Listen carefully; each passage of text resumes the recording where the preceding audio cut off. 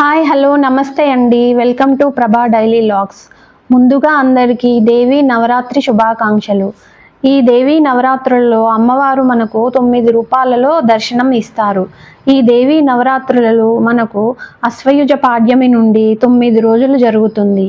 అమ్మవారికి ఒక్కొక్క రోజు విశేషంగా అలంకరణ ప్రసాదం నివేదన చేస్తారు. అలాగే ఆలయాలకు భక్తులు వెళ్ళి అమ్మ దర్శనం చేసుకొని విశేషంగా అమ్మకి కుంకుమార్చనలు అభిషేకాలు చేసి అమ్మవారి అనుగ్రహాన్ని పొందుతారు. మన విజయవాడ దుర్గమ్మ గుడికి భక్తులు కోట్ల సంఖ్యలో వచ్చి అమ్మని చూసి వారి యొక్క కష్టాలు బాధలు అన్నీ మర్చిపోయి ప్రతి ఒక్కరూ ఆ అమ్మ భక్తిలో లీనమైపోతారు.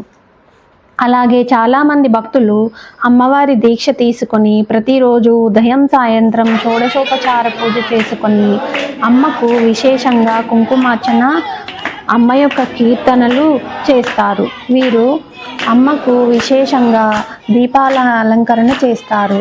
ఇలా 11 రోజులు ఈ దీక్షను చేస్తారు. వీరు ప్రతిరోజు అల్పాహారం భుజిస్తూ నేలపై పడుకొని అమ్మను ఎంతో భక్తితో పూజిస్తూ ఉంటారు. ఇలా చేస్తే వారి యొక్క కష్టాలు తొలగిపోతాయి అని ప్రతి ఒక్కరూ నమ్మకం.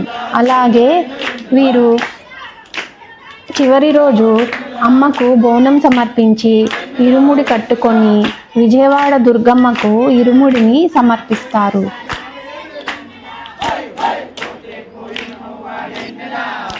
చిన్న పెద్ద తేడా లేకుండా ప్రతి ఒక్కరూ అమ్మవారి యొక్క దీక్షనైతే తీసుకొని అమ్మకు ఎంతో భక్తితో పూజలైతే చేసి అమ్మ దీక్షను విశేషంగా పూర్తి చేస్తారు.